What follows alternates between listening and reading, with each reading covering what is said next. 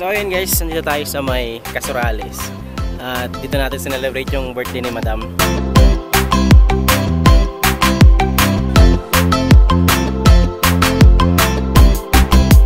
So hindi na natin patalagpas yung opportunity na makapagpalipad tayo ng drone. Isa sa mga recommended area na pwede yung recommended na resort na pwede yung puntahan dito sa may Bulinaw, Pangasinan, itong Casorales. So pwede rin kayo maligo sa dagat nila dito kasi hindi naman ganoon kalalim. Tapos at the same time may area talaga na pwedeng liguan.